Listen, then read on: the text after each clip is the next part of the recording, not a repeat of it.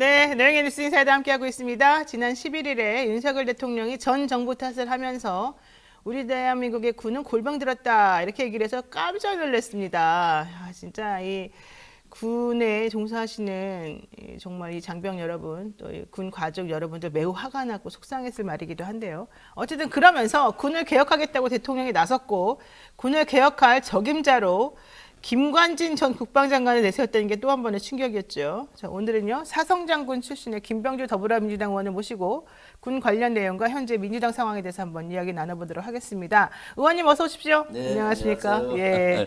주불리 김병주입니다. 네, 자 김병주 장군님, 김병주 의원님 어떤 게 더 좋으세요? 장군이 좋으세요? 의원이 더 좋으세요?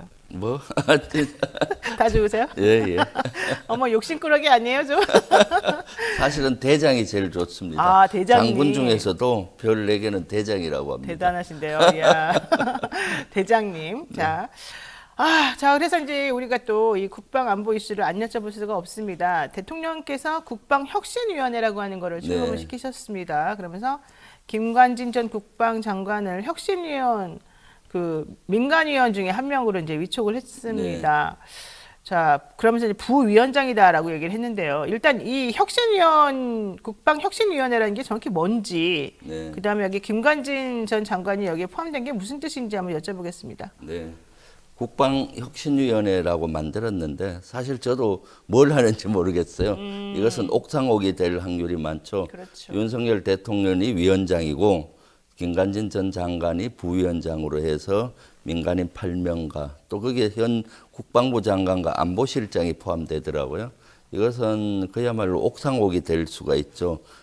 실제 군은 지휘체계가 일원화가 탁 돼야 되는데 네. 간섭자가 하나 더 생기는 거죠. 간섭하고 사실 이런 국방혁신위는 처음이 아니고 이명박 정부 때도 했어요. 예. 천안함 사건이 났을 때 그때 예. 온통 군을 혁신해야 된다는 목소리가 많았거든요. 네. 그때 이제 혁신위원회를 만들었었는데 그때도 실패했습니다. 왜냐하면 거기서 할 수 있는 게 별로 없거든요. 군을 간섭하고 부담만 줘서 결국 거기서 나온 과제들이 별로 정책에 반영되지도 못한 사례인데 그 당시 이제 이명박 정부 당시 사람들이 지금 많이 들어와 있잖아요. 네. 그러니까 옛날 사고를 하는 것이죠. 그래서 국방혁신위원회를 만들어서 하고 있는데 이것은 아마 윤석열 대통령이 군을 정치적으로 간섭을 하려는 그런 의도가 있는 것 같아요. 그래서 이것은 앞으로 대단히 군에 부담을 주고 또 간섭하고 하든가 네. 아니면은 유명무실한 그냥 요란만 했지 유명무실한 기구가 될 것이다라는 생각을 하고 있습니다. 그렇군요. 네. 사실은 이제 국방혁신위원회라고 하는 게 사실은 특별히 의미는 없고 오히려 그냥 네. 옥상옥처럼 네. 부작용이 훨씬 많을 것이다 이런 얘기를 하셨는데 그런 실제 네. 현재 국방부는 개혁실이라고 해서 이미 그 국방개혁 4.0을 만들었어요. 네. 문재인 정부 때는 국방개혁 2.0을 만들어서 그걸 추진을 했고 네네. 현 윤석열 정부 들어와서 국방개혁 4.0이라고 해서 개혁실이라고 해서 혁신하는 아예 실에 많은 인원이 있습니다. 근데 뭐 또 만들겠다고 이러는 그러네. 거는 네, 간섭하겠다는 거죠. 네. 근데 대통령이 우리 군은 골병 들었다 그랬잖아요. 네, 도대체 네. 뭐가 골병 들었다는 거예요? 그렇게 그것은 군이 문제가 참- 많아요? 내가 너무 무식하게 질문하나요? 아니요, 진짜로 이거는 윤석열 대통령의 그 군을 보는 인식 자체가 너무나 한심한 겁니다. 군은 골병들이 들지 않았습니다. 이것은 그야말로 네. 그동안 성실히 국방의 공모한 의무를 수행한, 우리 네. 장병들에 대한 모독이죠. 그렇죠. 예를 들면은 사실 골병 들었다고 하는 이유가 그 메커니즘도 안 맞아요. 문재인 정부 당시 예를 들면 과거 정부라고 했지만 문재인 정부를 네. 빗댄 것 같아요. 남북 비핵화를 위해서 뭐 국제사회 제재를 풀어 평화체제를 만들다 이러다 보니까 군이 골병 들었다는데 네네. 이것은 차원이 다른 문제입니다. 이것은 외교적인 문제잖아요. 네. 군의 메커니즘 두 개, 우리 군사력을 증강하면서 적의 위협을 낮추는 안보를 노력. 위해서. 예, 적의 위협을 낮추는 외교적인 활동과 이거는 별개인데 그렇죠. 마치 이걸 하니까 군이 골병 들었다고 한 것이거든요. 문재인 정부 때 군은 강해졌습니다. 문재인 정부 초기에 세계 군사력 11위였는데 문재인 정부 끝날 때는 세계 군사력 6위까지 올라갔어요. 그렇죠. 국방력을 투자하고 사실은 그 당시는 남북 평화를 만드는 작업을 하다 보니까 숨어서 칼을 갈았다고 보면 됩니다.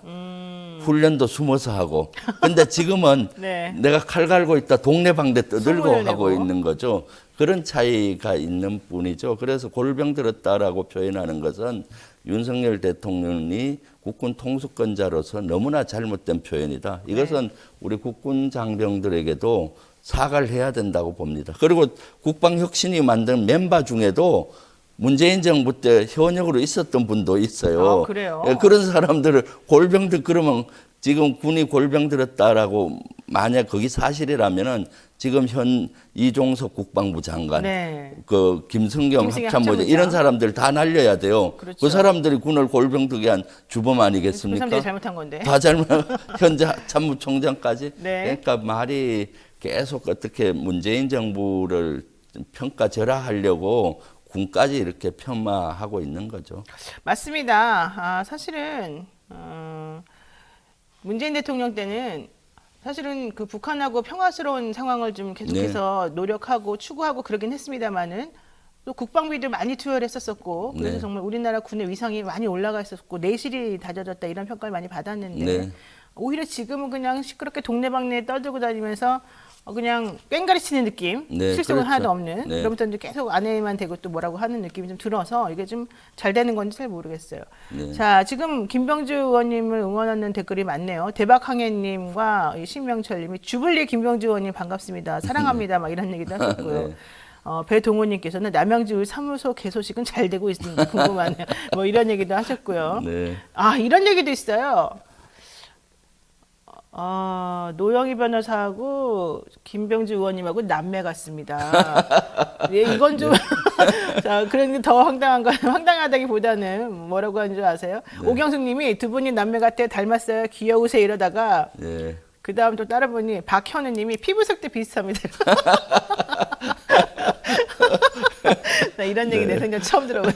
피부색이 비슷하다고요? 네. 우리 조명샷을 좀 해야 됩니다. 자, 어쨌든 이렇게 응원하시는 분들이 참 많다는 거 이거 좀 말씀드리고 싶었고요. 자, 김관진 전 장관 얘기를 안 할 수가 없어요. 이분이 국군 사이버 사령부 댓글 공작 유죄를 받았던 사람이고 네, 그렇죠. 특히 이분에게 유죄를 받게 한 사람이 윤석열 대통령 아니겠습니까? 네. 그때 당시에 문제가 군이 정치 개입한다라는 것을 큰일이다 그렇게 하면 안 된다는 게 바로 대통령의 말이었는데 이거 완전 자기 부정하는 것 같아요. 이거 어떻게 보십니까? 네, 자기 부정이라고 봐야 되겠죠. 김관진 전 장관 이번에 부위원장으로 등용하면서 막 언론에서 영웅의 기한처럼 네. 뭐 이렇게 표현하는데 명예가 회복됐어요. 예. 네, 그것은 너무 어이없는 얘기입니다. 사실 김관진 전 장관은 2012년 총선 대선 때 사이버사 요원을 동원해서 댓글로 정부와 또 여당 그 당시 한나라당이었죠. 옹호하는 이런 댓글 작전을 했었고요. 또 그런 것들이 엄청나게 사회적으로 논란이 돼서 군의 명예가 엄청나게 실추됐습니다. 그렇죠. 예. 그리고 사실 이 재판 현재 과정에 있긴 하지만은 2심에서 징역 2년 4개월을 받은 바 있고 현재 네. 대법원에서는 정치 관여가 유죄됐잖아요. 사실 그 당시 사이버 사령부를 키워야 됐습니다. 그런데 이런 사건이 나면서 오히려.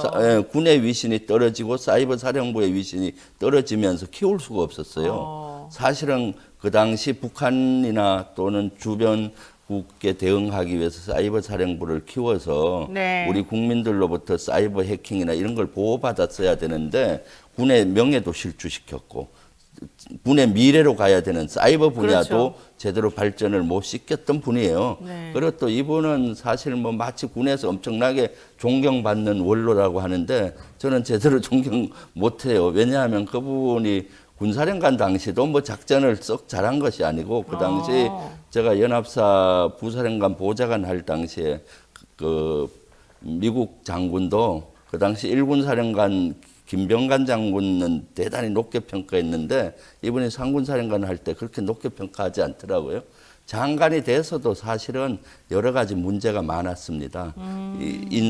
편중 인사를 많이 했어요. 지금 윤석열 정부 대통령처럼 네. 아는 사람, 자기 독사파라고 해서 독일 유학파. 네, 맞아요. 그때 한창 유행했었어요. 그 독일 말도. 유학파를 우선적으로 기용하고 규정을 바꾸어서까지 조기에 막 진급시키고 이렇게 해서 군으로부터 대단히 비난을 많이 받았던 분이죠. 네. 그런데 뭐 마치 영웅의 기한처럼 이렇게 하고 하는데 이런 분들이 앞으로 미래로 나가는 국방혁신을 제대로 이끌어 갈까? 저는 의문이에요. 사실은 네. 지금 우크라이나 전쟁에서 보듯이 지금은 기술전, 하이테크전이 전쟁에 그 영향을 가는 거거든요. 그렇죠. 예. 그래서 예를 들면은 드론이라든가 우주 공간에서 일어나는 거라든가 이런 것들과 다 연계돼서 오히려 하는데 이분들은 아마 디지털 소외 그룹으로 추정이 돼요. 디지털 소외 그룹인데 네.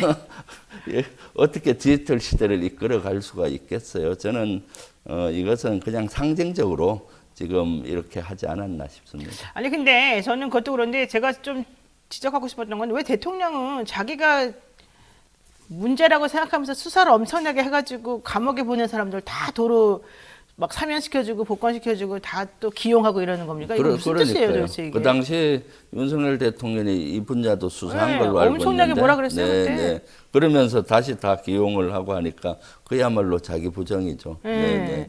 근데 이렇게 자기 부정하고 그러면 정말 인지 부조화가 일어나가지고 머리가 좀 아플 것 같은데. 아, 우리 대통령 괜찮은 것 같아요. 이상하죠. 네. 자, 어쨌든 국방혁신 자문위원회라고 하는 미국에 뭐 이것을 벤치마킹했다고 하는데 특별히 벤치마킹 뭘 했는지 모르겠다가 또 좀 중론인 것 같아서 사실 미국 같은 데는 자문위원회잖아요. 국방혁신 자문위원회. 그렇죠. 자문위원회는 그냥 자문만 하지 그 G 라인에 있지 않잖아요. 그런데 네. 이번에 자문을 빼고 국방혁신 혁신위원회. 위원회도 하겠다는 거는 군에 직속으로 이것을 자기가. 직속으로 관여하고 간섭하겠다는 거기 때문에 아마 군은 옥상옥 못된 시어머니를 한 하나 명 더. 더 둔 옛날 그런 얘기 있잖아요. 네. 그런 형태가 되지 않을까 싶어요. 아마 군이 대단히 어려울 것 같습니다. 예, 어려워질 가능성이 있죠. 군이 또 아니면은 어려워진다? 유명무실하든가 그냥 자리나 지키고 앉아서 이렇게 애엠하고 아유. 큰 소리치는. 네. 좀 며칠 전에 물론 가짜뉴스라고 얘기는 했습니다만은 또 국민의힘당에서는 여성들도 징집해야 된다. 그다음에 뭐 군대도 18개월 아니라 24개월로 늘려야 된다. 뭐 별 얘기가 다 나와가지고 한번 또 깜짝 놀라긴 했는데 네. 요즘은 그런 것보다 정보전이라고 해서 아까 네. 말씀하신 사이버 관련된 부분들을 좀 특화시키고 전문화시켜야 되는데 네. 그런 쪽으로는 안 가고 자꾸 거꾸로 가는 느낌도 그렇죠. 나죠. 자꾸 예. 그 과거로 회귀하는 경향이 있어요. 점점 우리 병사들의 복무 기간은 점점 줄여가야 되는 그렇죠. 것이고 예. 그러면 공백이 나니까 그 공백을 이제 첨단 정비나 무기 체계 정보체. 그리고 이제는 우주와 사이버 이런 영역을 그 잘 활용을 해서 하는 것이 중요하죠. 알겠습니다. 그래서 네. 예. 자, 윤 대통령이 오늘 19일부터 21일까지 또 일본 히로시마에서 열리는 G7 정상회담에 참석을 합니다. 21일 날에는 한미일 정상회담을 하겠다라고 지금 예고를 하고 있는 상황이고요.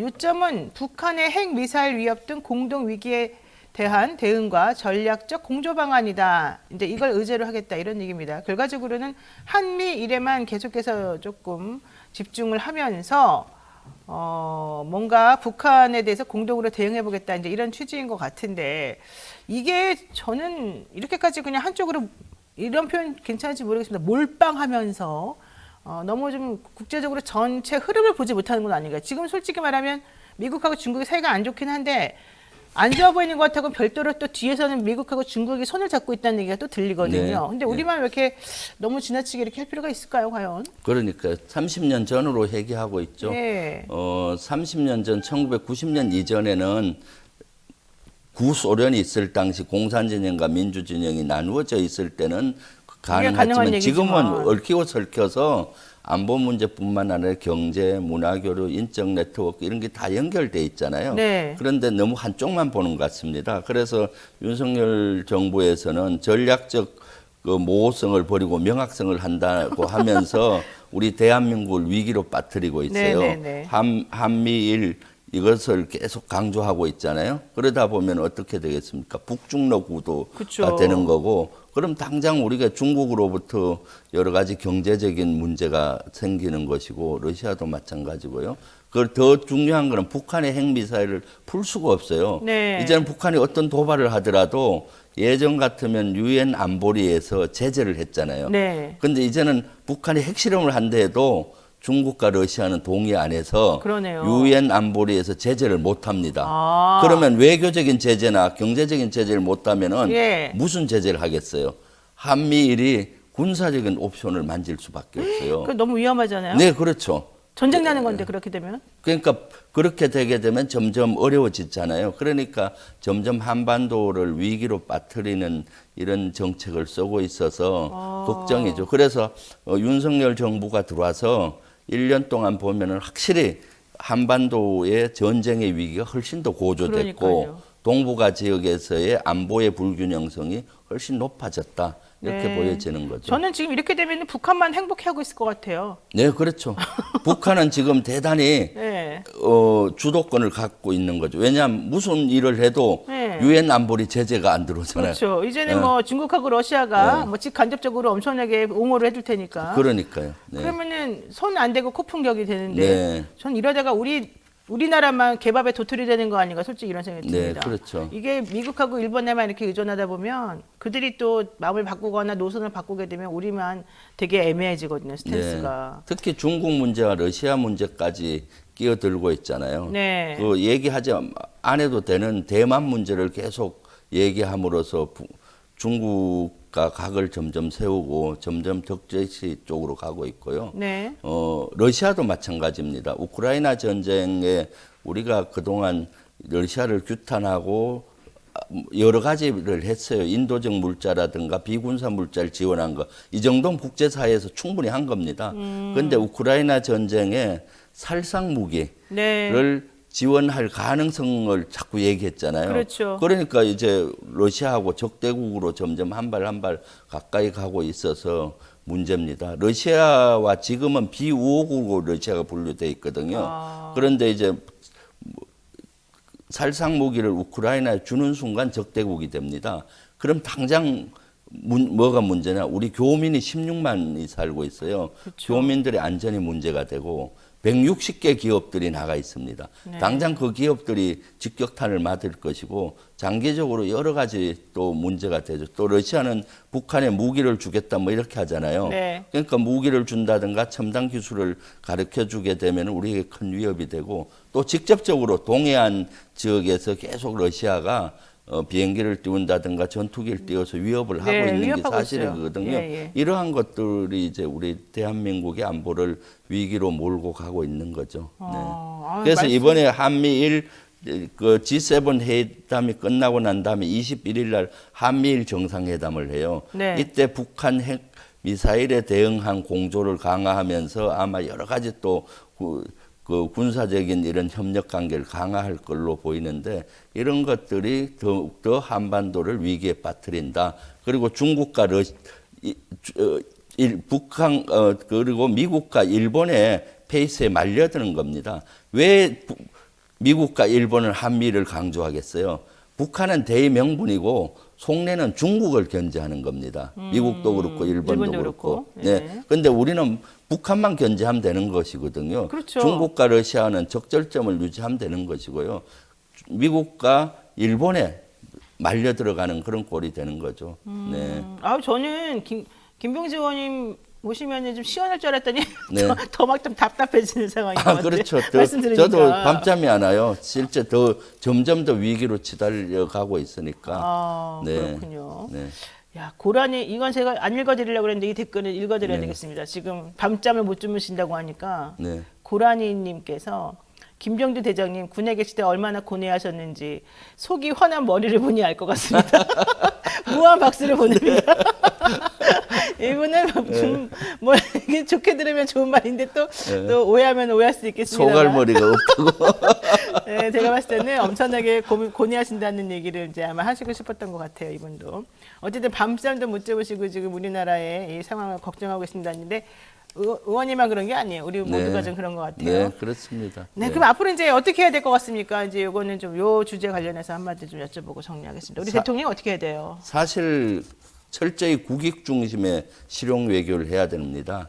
사실은 목적이 국익이고 네. 수단이 뭐 한미 동맹이든 한일 그렇죠. 관계 개선이 돼야 되는데 지금 윤석열 대통령은 목적이 한미 동맹, 한일 관계 개선처럼 보여요. 국익은 수단이고. 네, 맞아요. 이게 뒤바뀐 거예요. 그러니까 국익도 엄청나게 많이 양보하고 하지 않습니까? 네, 국익이 한미 없어요. 정상회담에서 많은 걸 주고 특히 한일 정상회담에서는 더더욱 그렇지 않습니까? 우리 역사적인 문제도 사과를 또 못 받고 네. 그러면서 주는 것만 주지 받아오질 못하고 있잖아요. 빈컵에 반잔 물을 채웠으니까 일본이 채워주겠지 했는데 지금 뭘 못 채워요? 채우고 뭐 있잖아요. 버리고 오는 거죠, 네, 우리가. 일본은 네. 거기 오히려 흙탕물을 네. 넣고 있잖아요. 오염수를 후쿠시마 뿌리고 있습니다. 오염수 같은 걸 뿌리고 네. 있는 거죠. 네. 알프스를 거쳐온 오염수를 우리가 그 네. 빈잔에다가 채우고 있는 중이죠.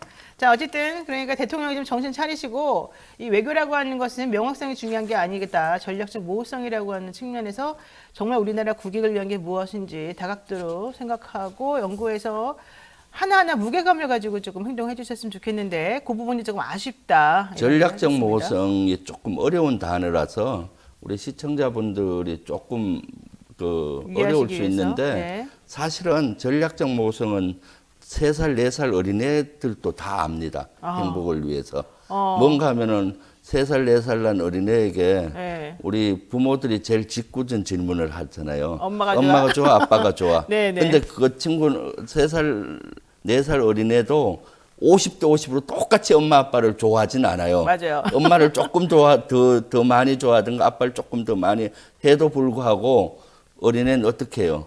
전략적 모호성을 아는 어린이는 행복을 위해서 엄마 아빠 똑같이 좋아 이렇게 얘기하는 거예요. 본능적으로. 네, 이것이 전략적 모호성이고 네. 그다음 엄마만 둘이 있을 때 엄마가 물어요. 엄마가 좋아, 아빠가 좋아. 그치, 그치. 이때는 전략적 명확성을 해야 되는 거예요. 그쵸. 엄마가 제일 좋아. 아빠가 그런 네. 그런 거는 아빠가 물을 때 아빠가 제일 좋고. 그렇죠. 예. 둘이만 있을 때. 그런데 지금 윤석열 대통령은 어떤 형상이냐? 엄마가 좋아, 아빠가 좋아하니까 엄마가 좋아하고 안기억서 네. 그걸로만 끝나는 게 아니라 그렇게 해도 아빠가 기분이 나쁘잖아요. 그럼요. 그러면서 아빠는 미워 이렇게 얘기하는 것 똑같아요.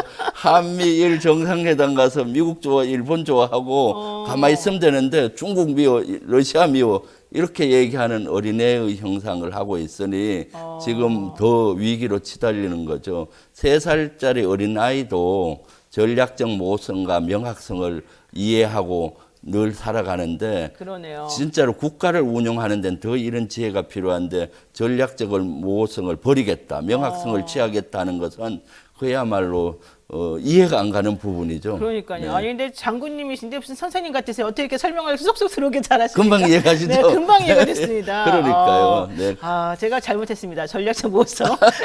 이런 말은 이렇게 손쉽게 딱 설명을 들으니까 역시 장군님이다 이런 생각이 드는데 왕자 어린이께서 이 말씀을 듣고 응원하신다고. 네, 예. 예, 자, 요 얘기를 한번 여쭤보겠습니다.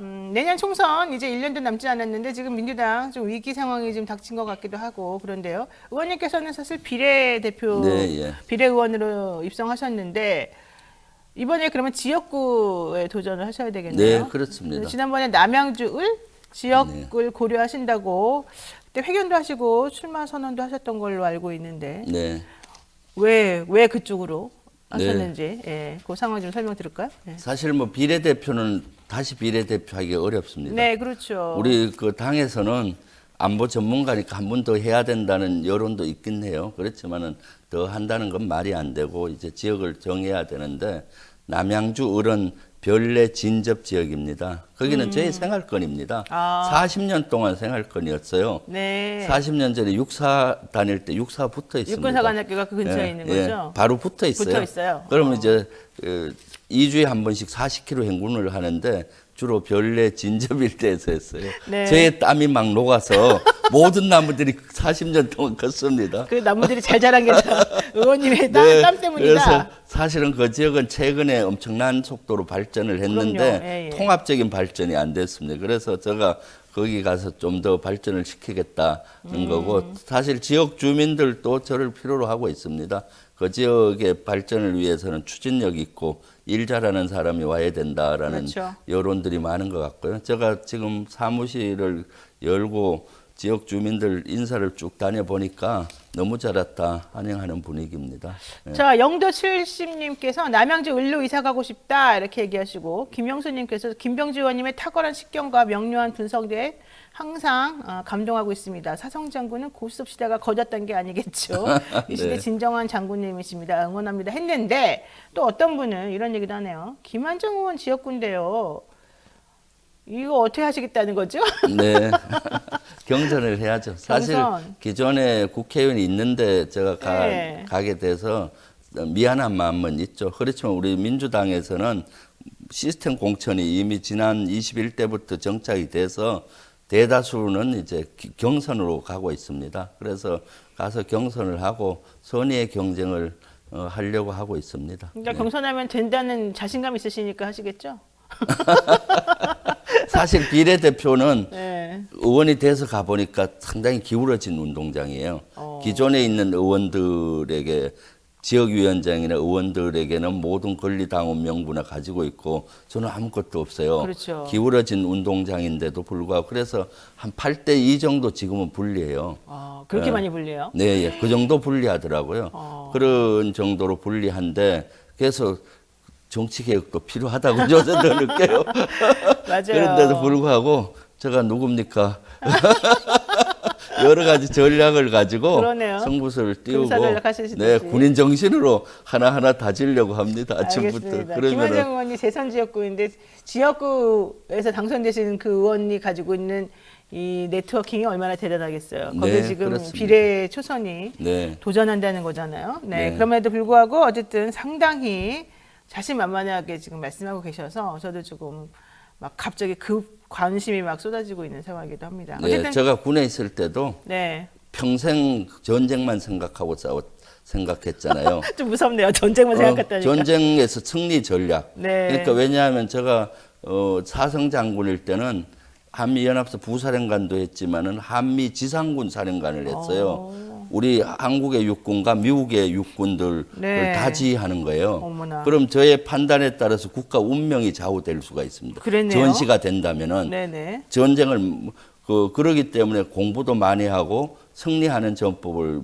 매번 머릿속에서 연구했어요. 시뮬레이션이 엄청나게 많이 예, 일어났어요. 계속 하는 거죠. 예. 근데 전쟁에서의 그런 승리 원칙이나 저는 선거에서의 승리 원칙이나 같다고 봐요. 원리는 똑같다. 네, 그래서 그걸 어떻게 연결시킬까 지금 고민을 많이 하고 있습니다. 재밌겠네요. 네. 오늘 군사작전 하는 것 같은 느낌이 들고 한미 지상군 사령관으로 또 하셨다고.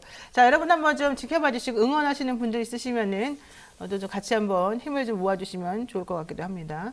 자, 요즘 약간 뭐 마음 아픈 얘기일 수도 있습니다만은 김남국 의원 코인 논란 지금 만만치가 않습니다. 특히 김남국 의원이 민주당을 탈당한 것에 대해서 이거 꼬리자르기다. 뭐 어떤 분들은 탈당이 아니라 국회의원을 그만둬야 된다. 뭐 이런 얘기까지 계속 나오면서 상당히 분위기가 좀 안 좋고요. 어제는 빗썸, 업비트, 뭐 이제 이런 가상화폐 이 거래소가 지금 다 압수수색까지 지금 당하고 그러지 않았습니까? 네, 네. 이건 어떻게 보세요? 사실 이 문제의 심각성은 우리 당에서도 많이 인식하고 있습니다. 네, 네. 그래서 지난 일요일 날 의총을 쇄신의총? 예, 예. 쇄신의총을 일요일인데도 불구하고 오후 4시부터 저녁 한 10시까지 했어요. 네, 그래서 전체적으로 우리 의원들이나 저를 비롯해서 좀 많이 일단은 이 문제의 심각성을 이해하고 네. 또 사실 국민들께는 송구한 마음이 있죠. 그래서 그런 반성하면서 성찰하고 앞으로 어떻게 할 건지에 대해서 많이 고민을 했습니다. 그때 쇄신의총에서 나왔던 거는 이것은 좀 더 우리 국회의원 스스로가 윤리규범을 좀 강화해야 되겠다. 그리고 또 윤리기구를 강화해야 되겠다. 아무래도 당 지도부에서는 안다든가 국회의원에 대해서 바로 이런 문제가 생겼을 때 단죄를 하기 어렵잖아요. 그래서 네. 윤리기구에서 아예 독립적으로 해야 되겠다라고 의견이 좀 모아졌었고요. 근데 이제 탈당했기 때문에 그거는 불가능한 거 아니에요? 그래서 그 문제도 사실 의총에서 많이 논의가 됐습니다. 탈당으로 끝낼 것이냐, 탈당했지만은 다시 예를 들어서 여러 가지 윤리위에서 네. 거기에 특별위원회도 회부도 대한 하고, 어떤 징계를 해야 하고. 되지 않느냐 했는데 그래서 그 조문을 가지고도 좀 따진 거는 했는데 그것은 이제 지도부에 맡기기로 했고요. 예, 그다음에 이제 우리 스스로가 좀 혁신을 해야 되겠다는 얘기도 나왔고 또 거긴 다양한 목소리가 나왔는데 네. 김남국뿐만 아니라 지금 사실 이게 1년 반 전에 1년 전에 있었던 걸 지금 윤석열 정부가 이걸 가지고 와서 터뜨리고 있잖아요. 네네. 그래서 윤석열 정부의 어떤 야당 탄압의 한 일환도 보여지는 거죠. 그러니까 이런 것들에 어떻게 대응할 것인가에 대한 논의도 있었고 네. 당이 또 하나로 뭉쳐야 된다는 목소리도 있었고 국회의원들이 아주 뭐 여기에 대해서는 심각성은 인식하고 스스로 반성하면서 노력하자는 분위기였습니다. 자, 그런데 뭐 네. 이재명 대표 아예 그냥 물러나야 된다 이런 얘기까지 하면서 또 막 그 비명계와 친명계가 조금 대립하는 듯이 보이는 모습들이 있었습니다. 네. 이재명 대표를 비롯한 집행부가 잘못이다 이런 얘기도 많이 하고 있거든요. 이거는 어떻게 보십니까? 그러니까 사실 뭐 이재명 대표의 신임을 받아야 된다 이런 거는 많지는 않았어요. 한 분이 한 분이? 얘기를 목소리 크신 한 분이 하셨군요. 한 분이 살짝 끝에 얘기한 것이고. 네, 여러분 잘 그런데 들으셨죠? 그것은 한 분이 했답니다. 살짝. 네. 그것은 아주 부적절한 발언이죠. 사실은 이럴 때일수록 이재명 대표를 중심으로 똘똘 뭉쳐야 되는 건데 네. 뭐 그런 목소리가 일부는 있긴 했지만 저는 그렇게 생각합니다.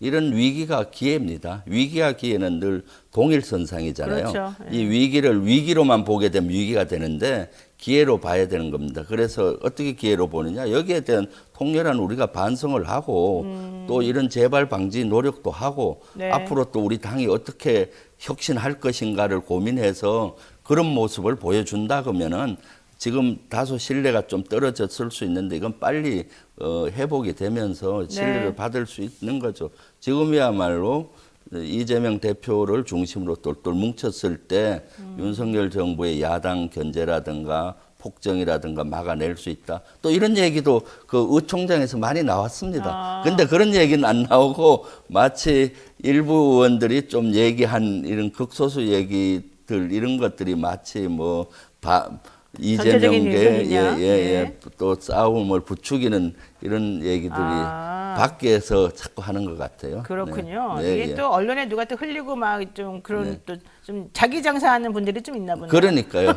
왜 그런 비공개 회의의 것들을 그러니까. 나와서 자꾸 그런 것들만 이렇게 얘기하는지 모르겠어요. 네, 예. 알겠습니다. 어쨌든 민주당도 지금 정리해야 되고 뭐 이것저것 할 일이 좀 많은데 내외적으로 좀 힘든 것 같은데 손혜원 의원이 수박들을 내가 정말 다 혼내주겠다. 신당까지 만들어 뭐 비례당이들보다 한번 만들어가지고 내가 김남국 살리겠다 이런 얘기까지 지금 했어요. 네. 뭐 신당 얘기 뭐 이런 얘기까지 하다 보면은 동의하시나요 혹시? 아니 그건 좀 동의 안 합니다. 전에 우리 그 위성정당 나올 때 열린민주당 만들었고 더불어시민당하고 이렇게 했었잖아요. 지금은 그런 신당 이런 것들이 아니라 하나로 뭉쳐야 됩니다. 우리 민주진영이 일체 그런 얘기, 물론 손혜원 의원께서는 뭐 김남국이나 송영길 의원 이런 분들을 위해서 얘기한 걸로 전 이해를 해요. 네. 나름 개인적으로는 이해하지만은 지금은 그런 얘기가 나올 때가 아닙니다. 지금은 민주당 깃발 아래 우리 진보 진영, 민주 진영 하나로 뭉치고 또 그 안에서 또 자성하고 서로 이렇게 해야 되는 것이지 일체 뭐 새로운 신당 얘기가 나온다든가 이거는 결코 민주당에 도움이 안 된다라고 생각합니다. 알겠습니다. 네, 오늘 또 장시간 우리 김병주 더불어민주당 의원과 함께 얘기를 나눠봤습니다. 여러분 또 궁금한 사항 있으시면은 댓글로 많이 또 질문해 주시면 제가 따로 또 여쭤보는 걸로 하겠습니다. 오늘 말씀 여기까지 좀 들어야 될 것 같습니다. 예, 고맙습니다. 네, 감사합니다. 네.